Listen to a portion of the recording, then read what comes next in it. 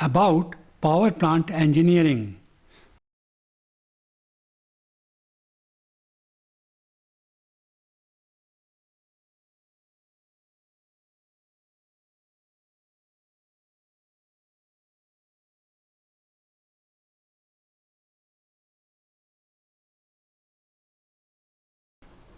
Namaste friends, it is a well-known fact that electricity is the most sought after form of energy. Another fact is that energy can neither be created nor it can be destroyed. Only possibility that remains is that available form of energy be converted into desired form of energy, that is electricity. Power plant is the term used for plant that generate electricity. Classification of power plants depends upon the form of energy it converts into electricity. Power plants are classified as thermal power plants, gas power plants, combined thermal and gas power plants, diesel power plants, hydroelectric power plants, and nuclear power plants. As may be noticed that thermal energy, kinetic energy possessed by flowing water in river, and nuclear energy are different forms of energy being converted into electricity. This applies to all plants except diesel power plants. In diesel power plant, input comes from an internal combustion engine. It is compression ignition type or diesel engine. These are conventional sources of energy. Due to limitation associated with these sources, an array of power plants is developed using non-conventional sources of energy. These are classified as solar power plants, wind power plants, tidal power plants, and geothermal power plants. These plants convert solar, wind, tidal, and geothermal energy into electricity. Electricity can also be generated by using few other devices. These are fuel cells, magneto-hydrodynamic or MHD system, thermoelectric and thermionic power generation unit. These devices and solar cells used in solar power plants convert different forms of energy into electricity directly. Therefore, these are categorized as direct energy conversion or DEC devices. Generally, these are used to produce electricity on a small scale. Recently, ocean has been identified as renewable source of energy. Surface layer of ocean is exposed to sun and gets heated. Thermal gradient is created between surface layer and layer of water at depth. In addition, waves are produced in ocean. These possess huge mass of water and travel through a very long distance. As a result, these become source of kinetic energy. Both these phenomena are being explored to generate electricity. Now, I will be taking up detailed discussion on different power plants. This discussion would be taken up in the same order as mentioned earlier in this lecture. Therefore, I would be talking about power plants converting energy from conventional sources into electricity first. As already mentioned, these are thermal power plant, gas power plant, combined thermal and gas power plant, hydroelectric power plant, and nuclear power plant. Thermal power plant. As the name indicates, in this plant, thermal energy is converted into electricity. Thermal energy comes from combustion of fuel. It is chemical energy possessed by fuel. Through combustion, which is a chemical reaction, this energy is converted into thermal energy. Thermal energy acts as input in steam turbine. In steam turbine, it is converted into mechanical energy in the form of rotation of shaft. This shaft is coupled with shaft of generator. Generator converts mechanical energy into electricity. The main components of thermal power plant are boiler, steam turbine and generator. I would be giving a brief description of these components first. Next, I would be taking up detailed discussion on thermal power plant. Boiler. In boiler, water is converted into steam at high temperature and pressure. As it generates steam, it is also known as steam generator. Water is fed into boiler where it is heated up. This is done by burning fuel. To get steam at high temperature and pressure, boiler has certain accessories. It has to be provided fuel continuously in systematic manner. Water before it is fed to boiler requires certain treatment. Coal is used as fuel in boiler generally. Boiler requires a continuous supply of coal. Therefore, it is required in huge quantity. It is also to be handled properly at plant site. Therefore, coal handling becomes an essential part of thermal power plant. Coal is used in pulverized form. It is in the form of fine powder. Equipment is needed to convert it into pulverized form. Coal after combustion is converted into ash. Amount of ash produced depends upon quality of coal. Ash produced is to be disposed of effectively. Hot gases are also product of combustion. These contain harmful constituents including very fine particles of ash. These cause air pollution. It is highly essential that these constituents are removed before hot gases are released to atmosphere. Steam turbine.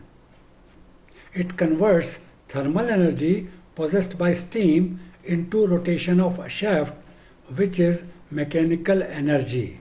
Steam at high temperature and pressure is released from nozzle.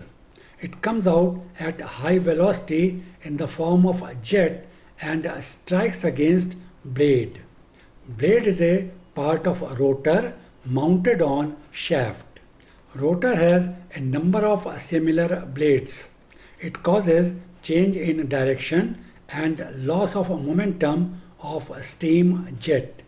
This loss is absorbed by blade and it moves. It is replaced by another blade which also moves as jet strikes against it.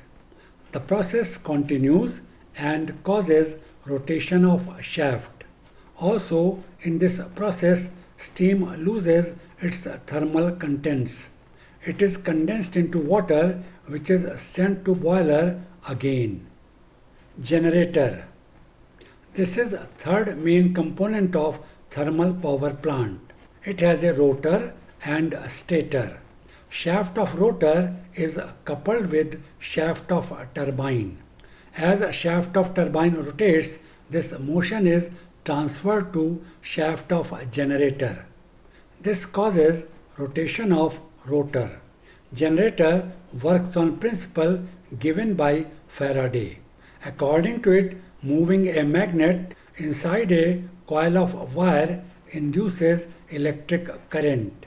Later, it was known as Faraday's law, as it is based on relationship between magnetism and electricity, it is also known as electromagnetic generator. Layout of thermal power plant. As already mentioned, water is converted into steam that is used in turbine to generate electricity. Referring to diagram, attempt has been made to differentiate processes occurring in thermal power plant. Equipment where these processes occur have been shown in enclosed blocks identified by numbers. Equipment shown in these blocks are not the only one used. There are additional equipment to improve the working of a plant. These have not been included in the diagram but would be taken up while describing these processes. Considering a closed cycle plant, water passes through condenser after its use in turbine. It gets condensed, brought back to atmospheric temperature, and is fed back to boiler through pump as shown. Condenser gets cooling water again through a cycle. It flows through cooling tower as shown in lower portion. Pump is used to circulate it. This can be considered as process 1 as shown. To distinguish flow of water, it has been shown in blue color. To convert water into steam, it is heated in boiler. Fuel, generally coal, is required in huge quantity. It is stored, fed to boiler and burnt there. Equipment are required to bring it into suitable state before it is burnt. This may be considered process 2. Movement of coal has been shown in black color. As product of combustion, we get ash and flue gases. Quantity of ash depends upon quality of coal. This ash requires equipment for its proper disposal. Fly ash separated from flue gases is also suitably disposed of. It is considered process 3. Movement of ash and fly ash has been shown in brown color. Flue gases are other product of combustion as already mentioned. These have very fine particles of ash termed as fly ash and significant heat contents. To use their heat contents, flue gases are made to pass through a set of equipment. In addition, these gases have harmful constituents that pollute air. It is essential to remove these constituents. These are made to pass through another set of equipment before these are released to atmosphere. This can be considered process 4. Movement of flue gases has been shown in red color. Apart from these 4 processes, oxygen is required for combustion. It is a well-known fact that atmospheric air is a source of oxygen. It is fed to boiler as shown. Its flow has been shown in green color. Now I will take up detailed discussion of these processes. It will include exhaustive details of components used. As it is going to be a long discussion, it will continue in a number of forthcoming lectures. Therefore, these lectures will be interconnected. Viewers may be required to go through these lectures one after another to get complete description. Process 1. Steam produced in boiler passes through superheater to attain desired state. It is fed to steam turbine as shown. Steam turbine. As already mentioned, it converts thermal energy into mechanical energy. In 120 BC, Hero of Alexandria invented steam turbine. His machine had a spherical vessel. It was held between horizontal shafts with the help of bearings. This made possible its rotation. It had steam inside. There were outlets through which steam was released. Due to reaction, spherical vessel rotated. Later in 19th and 20th century, a number of engineers worked on steam turbine to improve it and to bring it in present shape. Turbines are of two types: impulse turbine and reaction turbine. This classification of turbines is based on their operating principle. Impulse turbine. It has a stationary nozzle. Steam comes out of nozzle in the form of jet at high velocity. It strikes against a blade. Jet gets deflected. Change in direction causes loss of momentum. This loss of momentum is gained by blade. In other words, momentum is transferred from jet to blade. This causes rotation of wheel on which blade is mounted. Referring to diagram that presents principle of impulse steam turbine. As already mentioned, set of blades is mounted on wheel. Wheel itself is mounted on a shaft. Through nozzle, steam comes out at high velocity and strike against blade as shown. It may be noticed that it strikes on upper portion of blade. On right hand side, the same has been shown for better understanding. Jet strikes on upper portion and is deflected downwards. Direction of jet before strike is horizontal, as may be noticed. It has been shown with arrow in red color. Jet is deflected according to curved shape of blade. Its direction after strike has also been shown with arrow in red color. This change in direction causes loss of momentum as already mentioned. Blade moves and is replaced by next similar blade on left upper side. The process continues and causes anti-clockwise rotation of wheel as shown by arrow. Wheel being mounted on shaft causes rotation of shaft. Nozzle used causes increase in velocity with decrease in pressure. Referring to diagram, nozzle can be convergent, divergent or convergent-divergent. Convergent nozzle has a decreasing cross-section area. Hence, diameter at the exit is small as compared to diameter at entrance. A divergent nozzle has increasing cross-section area. Hence, diameter is more at the exit and less at entrance. Convergent-divergent nozzle is a combination of two. It has decreasing cross-section area initially, providing it convergent shape, and increasing cross-section area towards the end. Section in the middle with minimum cross-section area is known as neck. In impulse turbine, it is suitable to use convergent nozzle.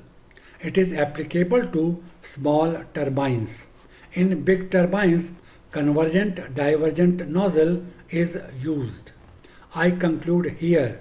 Thanks for watching.